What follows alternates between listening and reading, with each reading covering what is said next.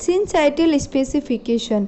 सिंसाइटल specification mainly insect में देखा जाता है। इसका एग्जाम्पल ड्रोसोफिला है। सिंसाइटल से पहले हमने ऑटोनोमस स्पेसिफिकेशन सेल को देखा था और इसके बाद जो हमने कंडीशनल स्पेसिफाई सेल को देखा था।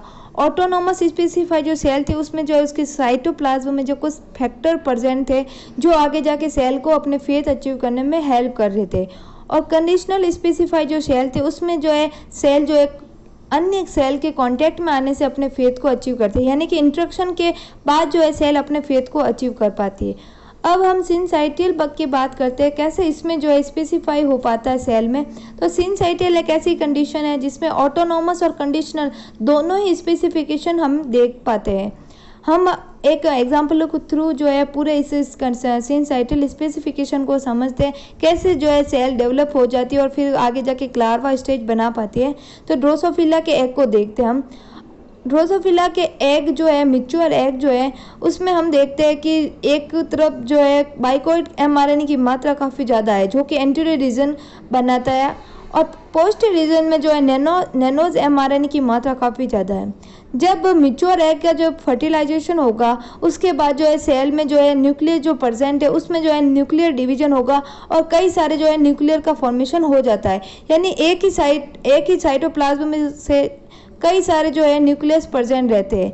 अब ये न्यूक्लियस जो है वो उसके पेरिफेरल पर जो है प्रेजेंट हो जाते हैं। हम यहाँ पर देखते हैं कि इसके सेंटर में भी कुछ न्यूक्लियस प्रेजेंट है और पेरिफेरल पर कुछ न्यूक्लियस जो है ऐसे इस तरह से अरेंज हो जाते हैं। इस कंडीशन को हम ड्रोसोफिला में जो है सिंसाइटियम कहते हैं, यानी कि न्यूक्लियर एक ही साइटोप्लाज्म में जो है कई सारे न्यूक्लियस जो है उसके पेरिफेरल पर अरेंज हो गए हैं, उसको हम सिंसाइटियम कंडीशन बोलते हैं। और इसी की वजह से हम इस स्पेसिफिकेशन को जो है सिंसाइटियम स्पेसिफिकेशन भी बोलते हैं। इसमें हम ये देखते हैं कि सेल की जो एंटीरियर रीजन है वहाँ पर जो है बाइकोइड प्रोटीन डेवलप हो जाता है, यानी कि बाइकोइड एमआरएनए के ट्रांसलेशन के बाद जो है बाइकोइड प्रोटीन बनता है। अब ये बाइकोइड प्रोटीन जो है वो एंटीरियर रीजन पर जो है ग्रेडियंट डेवलप कर पाता है।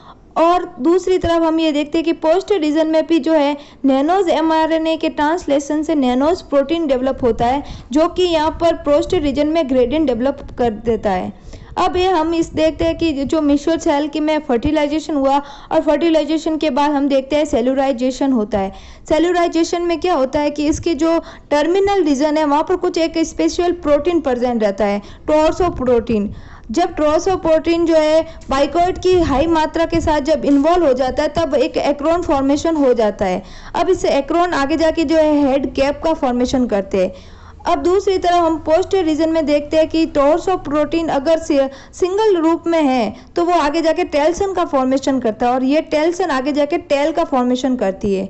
अब हेड और थोरेक्स रीजन और एब्डोमेन कैसे बनता है उसको समझते हैं। जब बाइकोइड की मात्रा थोड़ी सी कम हो जाती है तब जो है वो रीजन बनता है, वो थोरेक्स रीजन बनता है। और जब नैनोज की मात्रा जब हाई हो जाती है तब जो है एब्डोमेन बनता है और एब्डोमेन जो है नैनोज की उपस्थिति में बनता है। तो इस प्रकार जो है एक ड्रोसोफिला में जो है डेवलपमेंट हो पाता है सिंसाइटल स्पेसिफिकेशन के थ्रू, और सेल जो है वो डिफरेंट टाइप ऑफ द जो फॉर्मेशन है ये कर पा रही है। सेल जो है टेल और हेड का फॉर्मेशन, थोरेक्स का फॉर्मेशन, एब्डोमेन का फॉर्मेशन, तो ऐसे सेल जो है अपने डिफ्रेंशिएट हो पाती है सिंसाइटल स्पेसिफिकेशन में। अगर हम ये देखते हैं कि अगर सेल में जो है बाइकोइड की मात्रा जो है नहीं हो उपस्थित, तो बाइकोइड की अनुपस्थिति में सेल में जो है हेड का फॉर्मेशन नहीं होगा। और यदि जो है हम ये देखें कि नैनोज एब्सेंट रहे तो फिर एब्डोमेन नहीं बनेगा, टेल्सन अगर एब्सेंट रहेगा तो टेल नहीं बनेगा। तो ऐसे सेल में जो है पर्टिकुलर प्रोटीन जो है पर्टिकुलर रीजन का फॉर्मेशन में अपना जो है कंट्रीब्यूशन देता है।